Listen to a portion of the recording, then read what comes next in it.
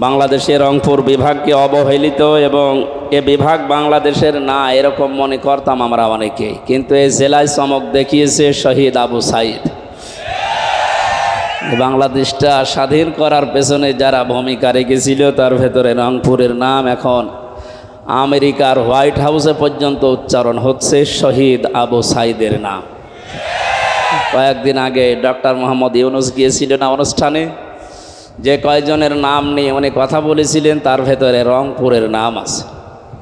সুতরাং একটা ঐতিহ্যবাহী জায়গা এটা এখন, যদিও আমরা জানি এটা গরিব এলাকা চট্টগ্রাম সিলেটের তুলনায়, তার ভেতরেও সহজ সরল মানুষ এই বিভাগে বাস করে। আর নবীজি জানিয়েছেন গরিব মানুষ সহজ সরল মানুষগুলো ধনীদের চাইতে 500 বছর আগে জান্নাতে যাবে। সেই হিসাবে বলতে পারি বাংলার 8টা বিভাগের ভেতরে রংপুরের মানুষ আগে জান্নাতে যাবে, এরপরে বাকি অন্যান্যগুলো। আপনারা এই বিভাগে যারা জন্ম নিয়েছেন বসবাস করছে, আমরা খুশি হয়ে বলছি আলহামদুলিল্লাহ। দরুদ আর সালাম পড়ছি আমাদের নবী মুহাম্মদুর রাসূলুল্লাহ সাল্লাল্লাহু আলাইহি ওয়াসাল্লামের প্রতি। যদিও সনাতন ধর্ম বলা হয় হিন্দু ভাইদের ধর্মকে, না, এটা সনাতন ধর্ম নয়। সনাতন ধর্ম মুসলমানদের যে ইসলাম, এইটা সনাতন মানে পুরাতন। সনাতন মানে কি বলেন না কেন? পুরাতন। এ পৃথিবীর পুরাতন ধর্ম একটা ইসলাম। কারণ মানুষকে আল্লাহ যখন দুনিয়ায় পাঠিয়েছেন মানুষ হিসাবে, যিনি এসেছিলেন মানুষ হয়ে, তার নাম হযরত আদম আলাইহিস সালাম, হযরত হাওয়া আলাইহিস সালাম। তাদের ধর্ম কী ছিল সবাই বলেন? সুতরাং সনাতন ধর্ম যদি কেউ বলেন তাহলে এটা ইসলাম হবে। ইসলামের পরে যত ধর্ম দুনিয়ায় আছে এগুলো সব মানুষের বানানো ধর্ম। ইন্নাদ-দীনা ইনদাল্লাহিল ইসলাম, আমি আল্লাহর কাছে মনোনীত একটাই ধর্ম আছে, জীবন ব্যবস্থা আছে, তার নাম ইসলাম। সুতরাং বাকি যা আছে এগুলো সনাতন নয়, এগুলো সব লেটেস্ট ধর্ম, মানুষের বানানো নতুন ধর্ম। এগুলো পুরাতন ধর্ম যদি বলতে হয় ইসলাম ধর্ম। যাই হোক, যার যা বিবেকে খাটবে সে সেই ধর্মে অনুসরণ করে চলবে। আমরা তাদেরকে ওয়েলকাম জানাচ্ছি যারা এদেশে অমুসলিম আছেন, হিন্দু ধর্মের ভাইরা আছে। আগস্টের 5 তারিখে দেশ দ্বিতীয়বার স্বাধীন হওয়ার পরে প্রায় 1.5-2 মাস চলতেছে নাকি? এই 2 মাসের ভেতরে তো এরকম কিছু করেন নাই। হঠাৎ এই 2-3 দিনে আমাদের প্রতিবেশী রাষ্ট্র ভারতে আমাদের নবী, আমাদের কলিজার চাইতেও দামি যিনি মুহাম্মদুর রাসূলুল্লাহ এবং তার জামাই হযরতে আলী রাদিয়াল্লাহু তাআলা আনহু, তাদের 2 জনের কার্টুন বানিয়ে ব্যঙ্গাত্মকভাবে তাদেরকে পৃথিবীর সামনে আপনারা প্রদর্শন করছেন। এর ভেতরে কিছু উদ্দেশ্য আছে তাদের কিছু গোপন কথা অলরেডি গতকাল রাতে ফাঁস হয়ে গেছে। তাদের একটা বড় ধর্মীয় অনুষ্ঠান আছে বাংলাদেশে, আপনারা জানেন না, শুরু হবে কয়েকদিনের ভেতরে। ওরা এই অনুষ্ঠানের ভেতরে হঠাৎ আমাদের নবীকে নিয়ে, নবীর জামাইকে নিয়ে এরকম অপমানজনক কথা আরম্ভ করছে। এই কারণে আমরা যেন মুসলমান বাংলাদেশে যারা আছি তারা উত্তেজিত হয়ে এদেশে যারা সংখ্যালঘু বলে আমরা মনে করি, আমরা মনে করি না, তারা নিজেরা মনে করে। আমরা মনে করি এদেশে সংখ্যালঘু সংখ্যাগুরু নেই, সবাই আমরা এক। এদেশে জন্ম নিয়েছে যে সে এই দেশের দাবিদার। কথা বলেন ঠিক কিনা? গতকাল 12:30টার দিকে আপনারা দেখেছেন কিনা জানি না, তাদের একজন সাংবাদিক ভারতের গোপনে সংবাদ ফাঁস করে দিয়েছে যে এখন নবী মুহাম্মদুর রাসূলুল্লাহ মুসলমানদের কলিজা, তাকে একটু আঘাত দাও, তারা একটু উচ্চবাচ্য করবে, কিছু হিন্দুদের মন্দির, তাদের বাড়ি ঘরে আঘাত করবে। এটা আমরা আন্তর্জাতিক মিডিয়াতে দেখাবো। আমরা জানিয়ে দিতে চাচ্ছি এ মাহফিলের মাধ্যমে, এটা যেহেতু রেকর্ড হচ্ছে, এখন লাইভ চলছে, সারা বাংলাদেশে যাচ্ছে, সবাই আমরা সতর্ক, আমরা অত পাগল না। আপনারা যা করেছেন আপনারা মানুষের তালিকায় নেই। বিশ্বনবী পৃথিবীতে মানুষকে যা দিয়েছে তামাম দুনিয়া তার কাছে ঋণী, আর তাকে নিয়ে আপনি অপমান করেন, ব্যঙ্গাত্মক কথা বলেন, কার্টুন ছাপান। আপনাদের জবাব আমরা দেব, কিন্তু এখন না। এখন এইটা করলে ওরা কিন্তু আন্তর্জাতিক মিডিয়াকে দেখাবে। আর একটা কথা বলি, এই যে কিছু মানুষ আগস্টের এই 5 তারিখের পর থেকে ধোয়া তুলতেছে, কাদের ইশারায় এরা করছে জানি না। বিশেষ করে টিআইবির যে মহাপরিচালক আছে, আমি নাম নিলাম না লোকটার, উনি মৌলবাদের শব্দটা উচ্চারণ করছে বারবার। আমি আশা করছি এই শব্দ বাংলাদেশে আর কেউ যেন উচ্চারণ না করে, কারণ এই মৌলবাদের থালা ফেরি করেই কিন্তু স্বৈরাচার যারা ছিল তারা এই দেশের মানুষকে এই 15.5 বছর খুন, গুম, জুলুম, নির্যাতন আর জেলের ভাত খাওয়িয়েছে। এই শব্দটাকে ফেরি করেই তারা চলেছে এই 15.5 বছর। কিসের জঙ্গিবাদ, কিসের মৌলবাদ? মৌলু শব্দ এসেছে মূল থেকে। মূল যদি কারো না থাকে তাহলে তার থাকে কি? মূলকে যদি কেউ, শিকড়কে কেউ ভুলে যায়, সে আর মানুষের ভেতরে থাকে না। সুতরাং আমাদেরকে, আলেমদেরকে, এদেশের মুসলমানদেরকে যারা মৌলবাদ এই ট্যাগ দিয়ে আবার দাদা বাবুদের ইশারায় এদেশে আবার খুন, গুম, অত্যাচার, জুলুম, নির্যাতন শুরু করার পায় তারা করছেন, আপনাদের স্বপ্ন সাধ পূরণ হবে না ইনশাআল্লাহ। আমরা দ্ব্যর্থহীন ভাষায় এবং পরিষ্কার ভাষায় বলছি, এই শব্দ বাংলাদেশে কেউ যদি বলে তার বিচার করা হবে। কারণ 1জন 2জন আমরা না, এদেশে এখন 96% আমরা মুসলমান। কথা বলেন ঠিক কিনা? আমরা সবাই মৌলবাদী। আপনি কোন কারণে এ গালি আমাদেরকে দিচ্ছেন? এই জন্য আমরা সতর্ক থাকবো। এই কয়েকদিন তাদের যে অনুষ্ঠানগুলো হবে, কোনো রকমের ডিস্টার্ব যেন না হয়। অনেকেই কিন্তু ওত পেতে আছে আন্তর্জাতিকভাবে। 2 নম্বরে মোহাম্মদুর রাসূলুল্লাহকে যারা গালি দিচ্ছে, তার আদর্শ যারা প্রচার করতে বাধা দিচ্ছে। গতকাল পত্রিকায় দেখেছেন, বাংলাদেশে বুয়েট যে বিশ্ববিদ্যালয় আছে সেখানকার এক শিক্ষক আল আমিন সিদ্দিকী, এই লোকটা নবীর সিরাত অনুষ্ঠান করতে বুয়েটে অনুমতি দেয়নি। বলেছে না, এটা ধর্মীয় অনুষ্ঠান, নবীজির জীবনী, এখানে এটা চলবে না। আমি তাকে সহ যারা এদেশে এখনো পর্যন্ত এই জালেমদের দোসর আছেন, এই লোকটা নিয়োগ পেয়েছিল এই স্বৈরাচারের সময়। এর সময় যারাই নিয়োগ পেয়েছে তারা অবৈধ, কারণ সে ছিল অবৈধ, তার যত নিয়োগ হয়েছে সবই অবৈধ। বাংলায় বলছি, তারা অবৈধভাবে ছিল এই 15.5 বছর। আমি যেমন ভোট দিতে পারিনি, তাহলে আমার ভোট বাদ দিয়ে যারা এদেশ চালিয়েছে তারা বৈধ হয় কি করে? আমি তো রায় দেইনি আপনাকে। আমার মতো হাজার হাজার লক্ষ লক্ষ মানুষেরা রায় দিতে গিয়ে ফিরে এসেছে, বলে না আপনারটা হয়ে গেছে, আপনি বাড়ি যান। কখন হয়ে গেল? ওনারাই নিজেরাই দিয়ে নিয়েছে। যারা দিনের ভোট রাতে করা এবং এমনিতে 154 জন ডিক্লিয়ার দিয়ে তারা নিজেরা এমপি দাবি করা, এরকম অবৈধ সরকার যারা 15 বছর 15.5 বছর চালিয়েছেন, তাদের সময়ে যারাই নিয়োগ হয়েছে তারা দেখেন এখন নবীর বিরুদ্ধে, ইসলামের বিরুদ্ধে, আল্লাহর বিরুদ্ধে। বাংলাদেশের ঢাকা বিশ্ববিদ্যালয়ের উপরে আর কোনো বিশ্ববিদ্যালয় আছে? সেখানে যদি নবীর সিরাত অনুষ্ঠান, নবীর জীবনী আলোচনা হয়, বুয়েট কি হয়ে পড়েছে যে সেখানে রসুলের আলোচনা হবে না? যেখানে রসুলুল্লাহর আলোচনা হবে না, সেখানে রসুলুল্লাহর উম্মতের টাকায় এই প্রতিষ্ঠানে দেশে চলতে দেওয়া হবে না। সুতরাং তাকে ইমিডিয়েটলি এই মুহূর্তে তওবা করা, ক্ষমা চাইতে হবে এবং তাকে সাসপেন্ড করা লাগবে। এরকম শয়তানকে যদি ছাড় দেওয়া হয়, সামনে ভবিষ্যতে আরও কিছু শয়তান তার দেখা দেখি মাথা ছাড়া দেবে। আমরা প্রথমে এই সমূলে তাদেরকে গোড়া কেটে দিতে চাই, সামনে যেন আর কেউ মাথা ছাড়া দিয়ে নবীর বিরুদ্ধে কথা বলতে না পারে। প্রাণ এবং আরএফএলকে আমরা সাবধান করছি, কারণ আমি কথা বলছি আমার নিজের মুখ দিয়ে, শুধু আমার নিজের জন্য না, আমার কথা 18 কোটি মানুষের কথা। এরা মুসলমানদের ছেলে মেয়েদেরকে দিয়ে দেশে কাজ করাচ্ছে, ব্যবসা করে খাচ্ছে, অথচ নামাজের সময় তাদেরকে নামাজ পড়তে না দিয়ে মিটিং করায়। কালকে আপনারা একটা ভিডিও দেখেননি? সুতরাং আমরা 18 কোটি মানুষের সাউন্ড বক্স সামনে নিয়ে কথা বলছি, সাবধান। এখন কিন্তু আগস্টের 5 তারিখের মতো দেশ আর নেই। কথা বলেন না কেন? এ দেশ যখন স্বাধীন হয়েছে, সংস্কার যখন আরম্ভ হয়েছে, আল্লাহর বিধান রাসূলের তরিকার বাইরে যা আছে সব সংস্কার করা হবে। সুতরাং প্রাণ এবং আরেফেলে যারা দায়িত্বে আছেন, যদি মুসলমানদের কোনো ইবাদতে বিঘ্ন ঘটে এরকম কোনো প্রতিষ্ঠানও এ দেশে থাকবে না ইনশাআল্লাহ।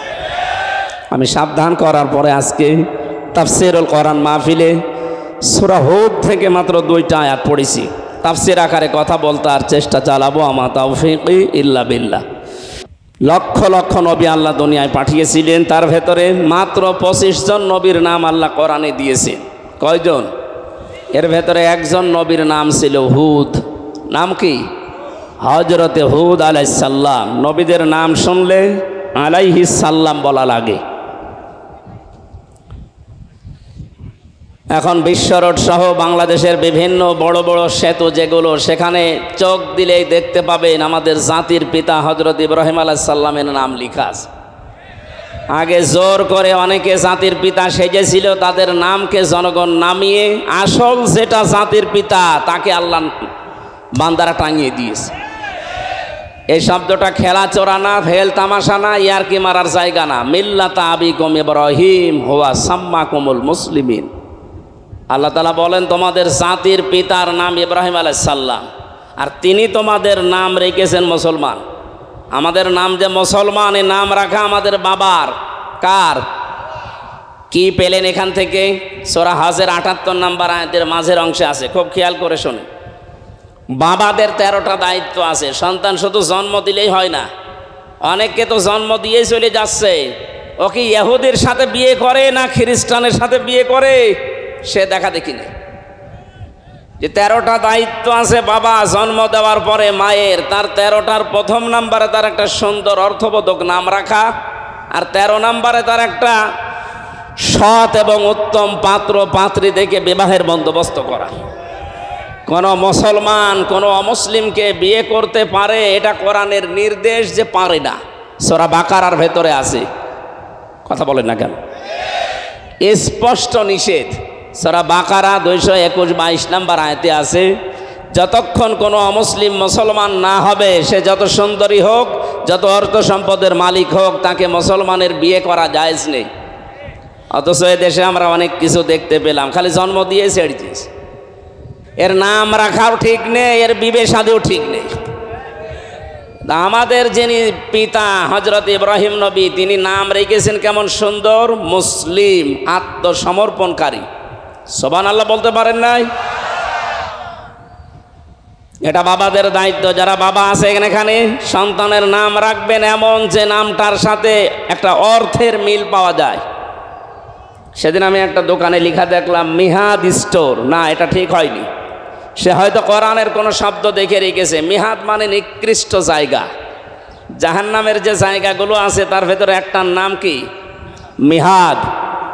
ও কি দেখে রেখেছে? আমার মনে হয় কোরআন শরীফ পড়তে পড়তে পেয়েছে অবিসাল মিহাদ রেখে দিয়েছে। কোরআন পড়তে পাইলেই লেখা যাবে? অর্থ দেখতে হবে। নবীদের নামের সাথে, আল্লাহর নামের সাথে, সাহাবা একরামের নামের সাথে মিল করে নাম রাখবেন। নামের একটা প্রভাব বাস্তবে কিছু মানুষের জীবনে পড়ে, কম বেশি। আর একবার যদি কারো নাম পড়ে যায়, ও নাম কিন্তু আর সহজে ঘষে না। কথা বলেন না কেন? নাম যার যেটা রেখেছেন আপনি দেখেন, ওই নামের প্রভাব তার মাঝে কিছু পাওয়া যায়। একজনের নাম আমার দাদা বলছিলেন, নাম রেখেছে ফ্যান চাটা। নাম কি? এটা নাম হইল? তো গরিব মানুষ, তো এই জন্য মানুষ ওই নামেই ডাকে। চিন্তা করছে যে এ নাম চলতে থাক, টাকা পয়সার মালিক হয়ে গেছে হঠাৎ, কিন্তু এই নামটা চায় না, মানুষ শুধু ফ্যান চাটা বলে ডাকে। বলছে আমি নাম পাল্টাবো। এলাকার মেম্বার, চেয়ারম্যান জনগণকে ডাক দিয়ে গরু জবাই করেছে, ছাগল জবাই করেছে, খাওয়াচ্ছে যে আজকে নামের পরিবর্তন হবে ফ্যান চাটা। চেয়ারম্যান সাহেব মাইক হাতে নিয়ে বলছে, ভাইরা আমার, বোনেরা আমার, এই লোকটা গরিব ছিল, নাম ছিল ফ্যান চাটা, মেনে নিয়েছিলাম, কিন্তু এখন লোকটা ধনী হয়ে গেছে, লোকটা টাকা পয়সা, মান সম্মান, ইজ্জত আবরু এখন এই দেশে আছে। এই নামের পরিবর্তনের জন্য আপনাদেরকে খাওয়াচ্ছে, আমাদেরকেও ডাক দিয়েছে। আমি দায়িত্বশীল হিসাবে আজকে এর নাম পাল্টিয়ে দিলাম। এর নাম আজকে থেকে মধু চাটা। নাম কি দিয়েছে বলেন তো? লোকটা মাইক হাতে নিয়ে বলছে, ভাইরা আমার, আমার গরু ছাগলও গেল, আমার নামও পাল্টাইলো, কিন্তু নাম থেকে ওই চাটাটা আর গেল না। আগে ছিলাম ফ্যান চাটা, এখন হলাম মধু চাটা। নাম কিন্তু পাল্টায় না, এই জন্য খুব সাবধান, উল্টা পাল্টা নাম রাখবেন না। কিসের পুতুল কিসের জয়, একটা নাম হইল না, অত জোরে বলার দরকার নেই। একটা নামের কোনো অর্থ আছে। পুতুল কি, পুতুল কি? এই জন্য আমরা নাম রাখার সময় আমাদের বাবা যেহেতু আমাদের নাম রেখেছেন মুসলিম, আমরাও এরকম ধাসে ধাসে অর্থবোধক নাম রাখবো ইনশাল্লাহ। নামের পরিবর্তন করা যায় যাচ্ছে। ছোটবেলায় যদি কারো বাবা মা না বুঝে বা না জানার কারণে এরকম উল্টাপাল্টা নাম রেখে রাখে। আমার নাম ছিল রানা, ছোটবেলায় শখ করে রেখেছিল আমার দাদা, উনি এখন কবরে আছে। নামটা পরবর্তীতে মাদ্রাসায় ভর্তি হওয়ার পরে প্রিন্সিপাল সাহেব পাল্টিয়ে আমির হামজা দিয়েছে। এই নামটা ভালো না? আমার শরীর চলে না, কিন্তু নামে অনেকে ভয় পায়, না জানে কি করে ফেলবে, অথচ কি আমার নিজেই বাঁচি না। সেদিন রংপুরে তো প্রায় চলে গিয়েছিলাম, তারাগঞ্জে। আমার এই 5টা হিট স্ট্রোক হয়ে গিয়েছিল, আমি কিছু টের পাচ্ছিলাম না। আল্লাহ আবার ফিরিয়ে দিয়েছে স্বাভাবিক করে, কিন্তু ডাক্তার বলেছে গা যেন না ঘামে, গা ঘামলে আবার কিন্তু সমস্যা হবে। যেন এই প্রায় 10-11 দিন পুরাটা অনুষ্ঠান বাদ ছিল। আমি ঢাকাতে ভর্তি ছিলাম, এই গত 2 দিন হইল আবার আরম্ভ করেছি। আল্লাহ যেন স্বাভাবিক অবস্থায় আবার ফিরিয়ে দেন, আমিন। এই জন্যে 25 জন নবীর ভেতরে একজন নবীর নাম পেলাম হজরত হুদ আলাইহিস সালাম। 123টা আয়াত আছে এই সূরায়। 11 নম্বর সূরা কোরআনে কারিমের ক্রমিক নাম্বার হিসাবে 10টা রুকু আছে, 2টা আয়াত পড়েছি 36-37। বলেন তো এই সূরার নাম কি? জবান খুলে বলেন নাম কি? কেউ যদি হুদ এই শব্দটা উচ্চারণ করে 30টা নেকি হবে তার আমলনামায়। সুবহানাল্লাহ বলেন। 123টা আয়াত আছে। কালকে যদি কেউ জিজ্ঞাসা করে কি আলোচনা শুনলেন, বলবেন সূরা হুদ 36-37 নম্বর আয়াতের কিছু কথা আমরা শুনেছি। আসেন আমরা তাফসিরে প্রবেশ করছি। এ পৃথিবীতে নবীরা মানুষদেরকে ইসলামের পথে নিয়ে আসার জন্য যারা চেষ্টা চালিয়েছে, তার ভেতরে এই নবী ছিল অন্যতম। বহু চেষ্টা করেছে জীবনে, 950 বছর দাওয়াত দিয়েছিল। হুদ আলাইহিস সালামের এই হুদ নবীর নামে এই সূরাটা আমি আয়াত পড়েছি যেখান থেকে, এখানে আলোচনা আছে নূহ আলাইহিস সালামের। হুদ আলাইহিস সালামের আলোচনা অন্য জায়গায় আছে, এখানে আলোচনা করা আছে হযরত নূহ আলাইহিস সালামের। নুন ওয়া হা, নূহ শব্দের শাব্দিক অর্থ রোজা পালনকারী। উনি সারাটা জীবনের বেশিরভাগ সময় রোজা রেখে কাটিয়েছিলেন, এই জন্য ওনাকে নূহ বলা হয়। হযরত নূহ আলাইহিস সালামের যে দাওয়াতি মিশন ছিল, আমরা আজ বাস্তবতার সাথে এই হাজার হাজার বছর পর বাংলাদেশের সাথে আয়াতগুলো মিলাবো ইনশাআল্লাহ। 950 বছর একাধারে দাওয়াতি কাজ করেছিলেন, মাত্র 80 জন দাওয়াত গ্রহণ করেছিল। কয়জন বলেন তো? একটা মানুষ 950 বছর দাওয়াতি কাজ করে মাত্র 80 জন। অথচ আমি আমির হামজার এই জীবনে এই 12 বছর পর্যন্ত এই ময়দানে আছে। আমি 12 সাল থেকে ময়দানে, তারপরে 3 বছর জেলে, 9 বছর। এই 9 বছরের ভেতরে প্রায় 250-র উপরে আমার হাতে এই মুসলমান হয়েছে অন্য ধর্মের মানুষ। তাহলে কি মনে হচ্ছে হযরতে নূহ আলাইহিস সালামের তুলনায় আমার হাতে অমুসলিম বেশি মুসলমান হয়েছে, আমি ওনার চাইতে দামি হয়ে গেছি? না। নূহ আলাইহিস সালামের ধৈর্য দেখেন, 950 বছর একাধারে তিনি চেষ্টা চালিয়েছিলেন জাতির লোকদের ভেতরে। মাত্র 80 জন দাওয়াত কবুল করেছে, এরপরে আর আসে না। হযরত নূহ আলাইহিস সালামের জাতির লোকেরা বারবার তাকে বলতো যে শাস্তির কথা বলো, ওই শাস্তি আমাদেরকে দেখাও। বারবার যখন এই কথা বলে হযরত নূহ আলাইহিস সালাম রাগ করে, তখন তিনি 2টা বরদোয়া করেছিলেন। কোরআনে কারিমে আল্লাহ পাক বলেন, ক্বালা নূহুর রাব্বি লা তাযার আলাল আরদি মিনাল কাফিরিনা দাজ্জারা ইন্নাকা ইন তাযারহুম ইযিল্লু ইবাদাকা ওয়ালা ইয়ালিদু ইল্লা ফাজিরান কাফফারা। হযরত নূহ আলাইহিস সালাম বলেছিলেন, রব্বুল আলামিন আমি 950 বছর একাধারে চেষ্টা চালালাম, দাউতু ইন্নী কওমি লাইলা ওয়া নাহারা ফালাম ইয়াজিদহুম দুআই ইল্লা ফিরারা ওয়া ইন্নী কুল্লামা দাউতুহুম লিতাগফিরা লাহুম জাআলু আসাবি'আহুম ফি আযানিহিম ওয়াস্তাগশাউ সিয়াবাহুম ওয়া আসরু ওয়াস্তাগফারু ইস্তিগফারা।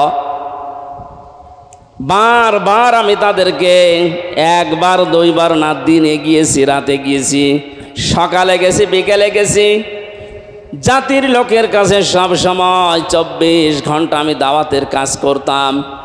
তো মানুষ আমাকে দেখলেই যেন মুখ ফিরিয়ে নিত আর নিজের গায়ের ওপরে চাদর টেনে দিত যেন আমাকে দেখা না লাগে। কানের ভিতরে আঙ্গুল দিয়ে আমার কথা শুনতে চাইতো না। এখন তারা বারবার আমাকে এই আহ্বান জানাচ্ছে। এতদিন এই 950 বছরে যে কিয়ামতের ভয় তাদেরকে দেখিয়েছি, যে কিয়ামত হবে, ভয়াবহ দিন আসছে সামনে, তারা এখন সেইটা আমার কাছে চায়। আমার সহ্যের বাইরে চলে গেছে, আমি আর পারি না, তোমার কাছে বরদোয়া করলাম এই কাফেরদের আন্ডা বাচ্চা পর্যন্ত জমিনে একটাও না থাকে, মানে এদের থেকে যেটা জন্মাবে ওইটাও হবে আর একটা কালপিট। তোমার বান্দাদেরকে ধোঁকা দিয়ে বোকা বানিয়ে তারা আবার ফাসেক ফুজ্জার বানাবে, অবিশ্বাসী বানাবে। হযরত নূহ আলাইহিস সালাম এই বরদোয়া করার পরে আল্লাহ এই আয়াতগুলো বিশ্ব নবীকে 1500 বছর আগে শুনিয়েছেন। হে নবী, আপনিও দাওয়াত দিতে দিতে কেউ আপনার পক্ষে আসতে চায় না। নবীজিকে আল্লাহ আয়াতগুলো শোনাচ্ছেন এই জন্যে কিয়ামত পর্যন্ত নবীরা এই উম্মত বলে আমরা যারা দাবি করি, আমরা যারা দুনিয়াতে এখন আছি, কিয়ামত পর্যন্ত যারা আসবে আয়াতগুলো শুনবে, শোনাবে, শিক্ষাগুলো নেওয়ার পরে তাদের মনের ভেতরে এই সান্ত্বনা আসবে। 950 বছর নূহ নবী যদি দাওয়াতি কাজ করে মাত্র 80 জন পায়, তা আমার তো 30, 40, 50, 60 বছরে দাওয়াতি কাজ করে 5 জন আসে, এই যথেষ্ট। তারা যেন মন ভেঙে না পড়ে, এ মানুষগুলো যেন হতাশ হয়ে না পড়ে, নিরাশ হয়ে না পড়ে, জন্য আল্লাহ ইনস্পায়ার করার জন্য, উৎসাহ দেওয়ার জন্য আয়াতগুলো আমাদেরকে শুনিয়েছেন। ওয়া উহিয়া ইলা নূহিন আন্নাহু লা ইউমিনা মিন কওমিকা ইল্লা মান ক্বাদ আমান। হযরত নূহর প্রতি আমি ওহী করেছিলাম এই, হে নূহ, যে মানুষগুলো ইসলাম কবুল করা দরকার তারা করে ফেলেছে। তাফসীর ইবনে কাসিরের ভেতরে আমি পেয়েছি সংখ্যা মাত্র 80 জনের। অথচ নূহ আলাইহিস সালামের নিজের সন্তান ইয়াউম তার নাম ছিল, কোন বর্ণনায় কেনান আছে, বেশিরভাগ তাফসীরে লেখা আছে ইয়াউম। এই ছেলেটা এবং তার নিজের স্ত্রী পর্যন্ত হযরত নূহর কথা শোনে নাই।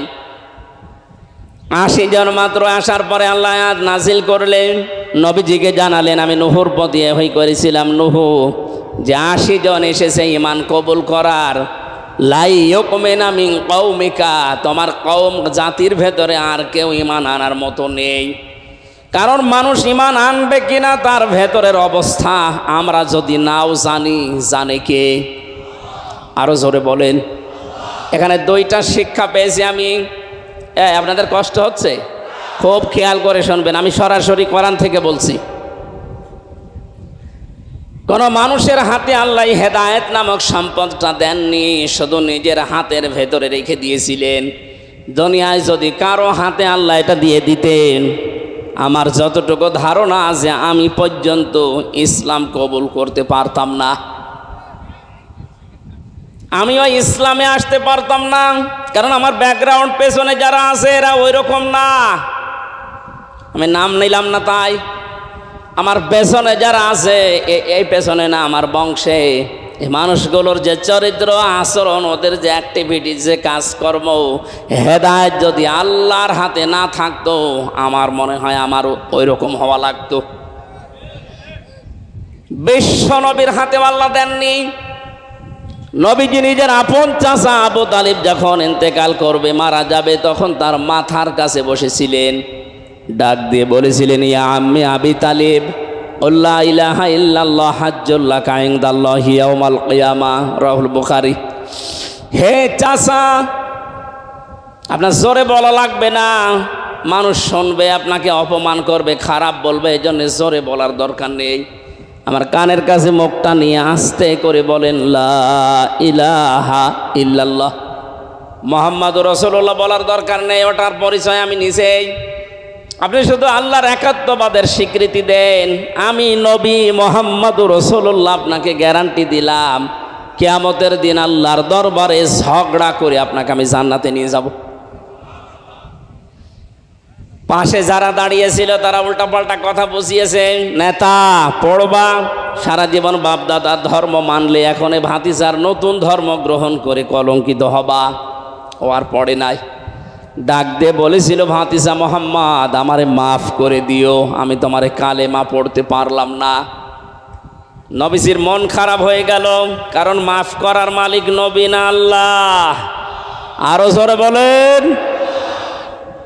সঙ্গে সঙ্গে জিবরাইল আলাইহিস সালাম কোরআনের আয়াত তাকে শুনিয়েছেন, ইন্নাকা লা তাহদি মান আহবাবতা ওয়ালাকিন্নাল্লাহা ইয়াহদি মাইয়াশা ওয়া হুয়া আ'লামু বিল মুহতাদিন। সূরা কসসের 56 নম্বর আয়াত আল্লাহ পাক বলেন, ইন্নাকা লা তাহদি মান আহবাবতা, হে নবী অবশ্যই আপনি যাকে চান তাকে হেদায়েত দিতে পারেন না। এই লোকটাকে আমি নিজে জানিয়ে আপনার চাচা সারাটা জীবন আপনাকে বাড়িতে রেখে কোলে নিয়ে কাঁখে নিয়ে মাথায় নিয়ে চমা দিয়ে মানুষ করেছে, লালন পালন করেছে, আমি দেখেছি। কিন্তু হেদায়েত পাওয়ার জন্য যে মন দরকার, এই মন লোকটার নেই। আপনার যদি মন তৈরি না হয় ভালো হওয়ার, আল্লাহ জোর করে আপনাকে ভালো বানাবে, এত দায় আল্লাহর পড়ে নাই। কথা বুঝতেছেন? আপনার যখন মন তৈরি হবে, আপনি যখন এগিয়ে আসবেন, আল্লাহ পাকও আপনাকে এগিয়ে আসার জন্যে এক পা এগিয়ে আসলে আল্লাহ দুই পা আপনার দিকে এগিয়ে যাবে। আপনি দুই পা পেছাবেন, আল্লাহ পিছিয়ে যাবে। আল্লাযীনা জাহাদু ফিনা লানাহদিয়ান্নাহুম সুবুলানা। কোনো মানুষ যদি আল্লাহকে পাওয়ার জন্য চেষ্টা চালায়, আল্লাহ তাকে হেদায়েত দেওয়ার জন্য, পথ দেখার জন্য হাজার হাজার রাস্তা খুলে দেয়। নবীজির আপন চাচা, তার মনের অবস্থা যেহেতু নবী জানেন না, তিনি শুধু উপরে দেখেছিলেন, ভেতরেরটা জানেন কে?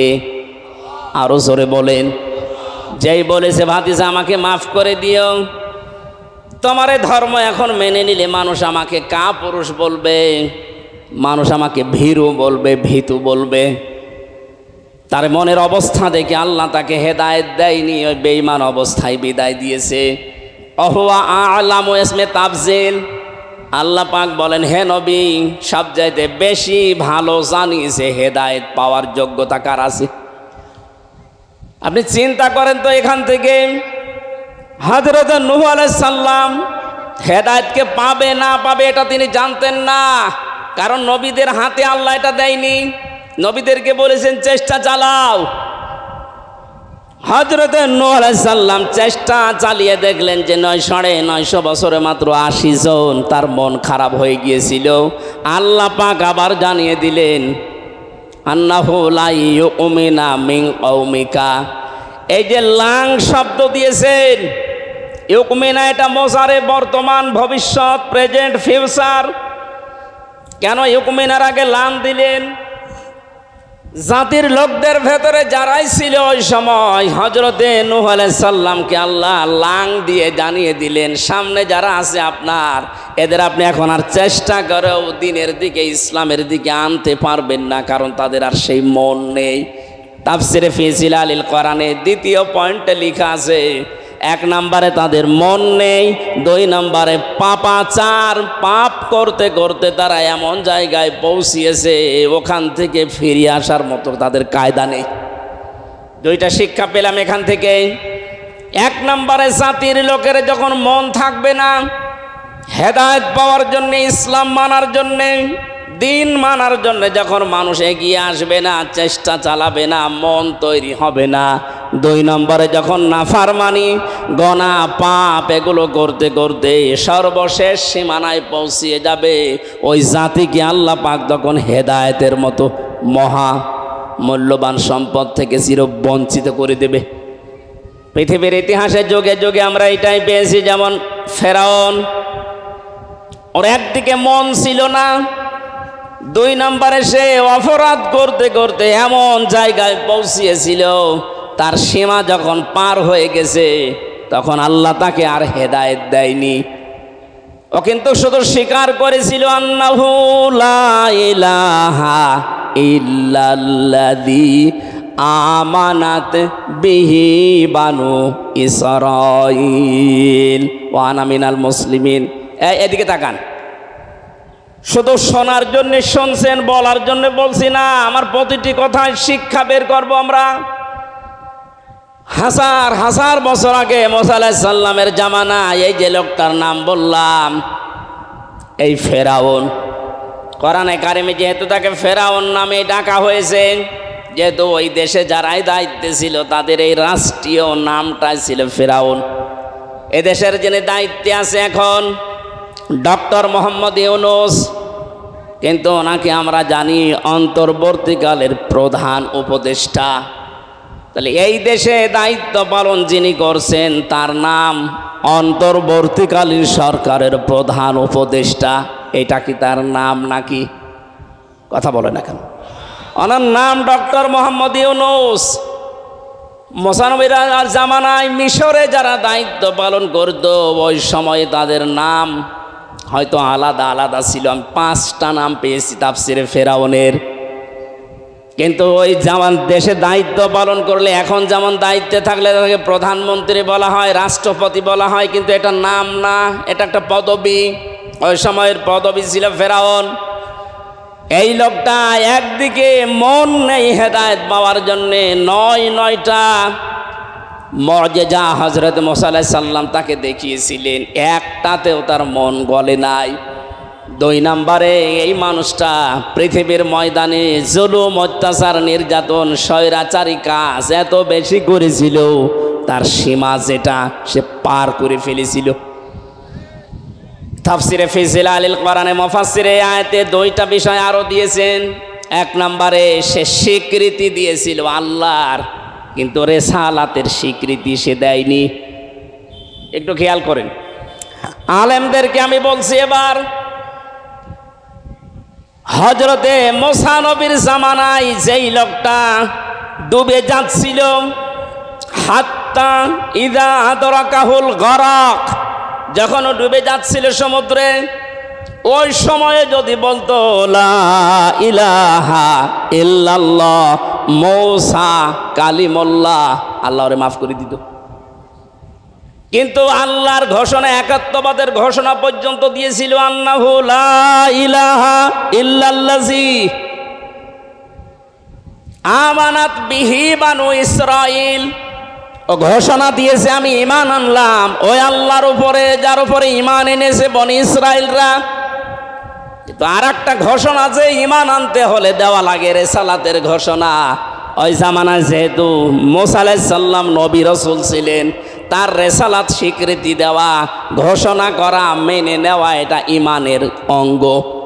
আমরা যেমন কালেমা পড়ি লা ইলাহা ইল্লাল্লাহ মুহাম্মাদুর, আরো জোরে বলেন। আপনি শুধু লা ইলাহা ইল্লাল্লাহ যদি বিশ্বাস করেন, মুহাম্মাদুর রাসূলুল্লাহ তার আদর্শকেও মেনে নেওয়া লাগবে। এটা যদি মানতে না চান আপনি মুসলমান না। আরো জোরে বলেন। ওই জামানায় হযরত মুসা আলাইহিস সালাম নবী এবং রাসূল ছিলেন, একদিকে নবী আর একদিকে রাসূল, কারণ বড় কিতাবের ভেতরে একটা তার কাছে আছে, তাওরাত। ফেরাউন আল্লাহর একাত্মবাদের ঘোষণা দিয়েছে, রেসালাতের ঘোষণাটা মানে নাই। এজন্য আল্লাহ পাক তাকে ডাক দিয়েছে আল্লাহ, এখন ঘোষণা যেটা দেওয়ার দরকার ছিল একটু আগেও যদি বলতো লা ইলাহা ইল্লাল্লাহ মুসা কালিমুল্লাহ, তোরে আমি মাফ করে দিতাম, কারণ মুসা নবী আমার পক্ষ থেকে রিসালাত নিয়েছে। নবী বানানো, রসুল বানানো এটা দুনিয়ার মানুষের কাজ না, এটা মানুষের কাজ। কার কাজ? আমি আল্লাহ তাকে দায়িত্ব দিয়ে পাঠালাম, তার আদর্শ না মেনে কার আদর্শ দুনিয়ায় মেনেছ? শুধু আমাকে স্বীকার করলে হবে, আমার পাঠানো প্রেরিত পুরুষকে স্বীকার করা লাগবে না। এখান থেকে আমরা কি নেব? আজ বাংলাদেশে যারা শুধুমাত্র আল্লাহর কথাগুলো মানার চেষ্টা করেন, বিশ্বনবী মুহাম্মদুর রাসূলুল্লাহর জীবনী তাদের কাছে বললে রাজনীতি মনে হয়। যেহেতু নবীজি টয়লেটে যাবার সময় যেমন আল্লাহুম্মা ইন্নী আউযু বিকা মিনাল খুবুসি ওয়াল খাবাইস বলেছেন, বের হওয়ার সময় বলেছেন গফরানাকা আলহামদুলিল্লাহিল্লাযী আযহাবা আন্নিল আযা ওয়া আফানি। এই যে 8-10 মিনিট আপনি টয়লেটে যদি বাম পা দিয়ে প্রবেশ করে ডান পা দিয়ে বের হওয়ার সময় এই দুইটা দোয়া যতক্ষণ পর্যন্ত পড়ে বসে থাকবেন, বের হবেন, পুরাটা আপনার ইবাদত। এটা মানেন তো? এক কথা বলেন না কেন? এটা মানেন? এটা পুরাটা যে ইবাদত মানেন না? আপনাদের ভাব তো ঠিক মনে হচ্ছে না। এটা মানেন ইবাদত কিনা? প্রশ্ন আসতে পারে রংপুরের মানুষের যে টয়লেটে বসে আছে খারাপ কাজে, আর ইবাদত হবে মানে? হ্যাঁ, কারণ রসুলের তরিকা এটা ছিল। নবীজির এই 10 মিনিট 8 মিনিট টয়লেট করা যদি আপনার কাছে ইবাদত আপনি মেনে নিতে পারেন, 10টা বছর নবীজি এই কোরআন দিয়ে রাষ্ট্র চালিয়েছিলেন, এটা রাজনীতি বলে আপনি চলে যান কোন কারণে? বলুন। 8 মিনিট 10 মিনিট ইবাদত মনে হচ্ছে, আর 10 বছর আপনার কাছে ইবাদত মনে হয় না, রাজনীতি মনে হয়। আপনিও তো আমার মনে হয় নব্য ফেরাউন। আপনি আল্লাহকে মেনে নিতে পারেন, তার প্রেরিত পুরুষ মুহাম্মদুর রাসূলুল্লাহকে মেনে নিতে পারছেন না, আপনাকে আল্লাহ হেদায়েত দেবে না। ওর পাপ একদিকে পরিপূর্ণ হয়ে গেছে। আল্লাহ রাব্বুল আলামিন এই জন্য নূহ আলাইহিস সালামের আমি যে শিক্ষাটা এখানে দিতে চাইলাম, এই দেশে যারা আজ শুধু আল্লাহর হুকুম মানতে চান কিন্তু রাসূলুল্লাহকে মেনে নিতে আপনার আপত্তি আছে, কারণ আল্লাহর নবীকে সারা বিশ্বে অনেক কাফের মুশরিক ইহুদি খ্রিস্টানরা তার নাম এখন উল্টা পাল্টা ছড়াচ্ছে। উনি নাকি চরিত্রহীন ছিলেন, জঙ্গি ছিলেন, সন্ত্রাসী ছিলেন, এ কথা বলছে না অনেকে? ফ্রান্স থেকে এগুলো বেশি আসে। এই পৃথিবীতে সবচাইতে বেশি যারো সন্তান তৈরি হয় 257টা রাষ্ট্রের ভেতরে ফ্রান্সে সবচাইতে বেশি। সূরা কলমের 13 নম্বর আয়াত থেকে 28 নম্বর আয়াত পর্যন্ত তাফসির দেখে নেবেন বাড়িতে। যারা যারো সন্তান দুনিয়ায় তৈরি হয়, যাদের জন্মগুলো অবৈধ হয়, এই মানুষগুলো অন্য কিছু সহ্য করতে পারে কিন্তু রাসূলুল্লাহকে সহ্য করতে পারে না। আল্লাহ রাব্বুল আলামিনের নবী যখন দাওয়াতি কাজ করেছিলেন, ওই সময় সবচাইতে বেশি যারা কষ্ট দিয়েছিল তার ভেতরে অন্যতম একটা ছিল ওলীদ বিন মুগীরা। এই লোকটা দাওয়াতি কাজের সামনে সে এই বাধা দিত, আর মানুষকে বলতো মোহাম্মদ যেটা বলে ওটা আমিও বলতে পারি। নবীজি যেটা বলতেন ওনার নিজের কথা না আল্লাহর কথা? আরো জোরে বলেন। এ কথাকে বাধা দেওয়ার জন্য লোকটা যখন বারবার ডিস্টার্ব করত, বিশ্ব নবী তাকে বলেই ফেলেছিলেন, আমি যেটা ওহি আল্লাহর কাছে পাই বলি, এটা তুমি বানানো কথা বলো, তোমার জন্মের ঠিক নেই। এত রাগ করেছে লোকটা। নবীজি বললেন, আমার কাছে রাগ করার বিষয় না, তোমার জন্মের পরীক্ষা করে দেখো। বাড়িতে গিয়ে বলছে, মা আমার বাবাকে। কেন? হ্যাঁ আমি জানতে চাই আমার বাবাকে। তোর বাবা? বলে না, ও বাবা আমি মানি না। সত্যি করে বলো আমার আসল বাবাকে। মা ডাক দিয়ে বলছে, সন্তান কি হয়েছে? তোর মাথা হঠাৎ খারাপ হয়ে গেল, কি হয়েছে কি বলবি তো? আমি বলতাম না, মোহাম্মদ আজকে আমাকে গালি দিয়েছে, আমি নাকি যারো সন্তান, আমার বাবার ঠিক নেই। সত্যি করে বলো আমার বাবাকে। মা মাথা নিচু করে বলছে, সন্তান তুই ওই ছেলের সাথে লাগতে গেলি কোন কারণে? ও মোহাম্মদ যা বলে ঠিকই হয়। আসলে তোর বাবা ঠিক নেই। তোর বাবা ব্যবসায় ছিল, বাড়ির কাছের লোক দিয়ে আমি চাহিদা পূরণ করার পরে তুই আমার পেটে এসেছিলি।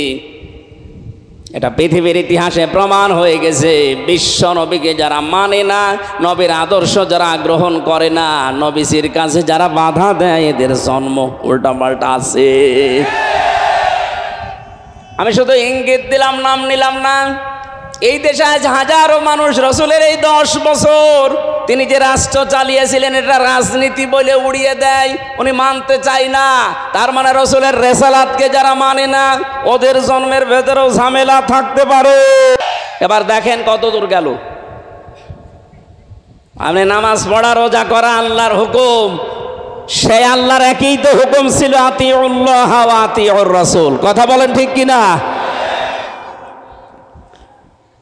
ওরা নূহ আলাইহিস সালামের রেসালাত যখন আর মানতে চায় না, আল্লাহ এই জন্য লাং দিয়েছেন।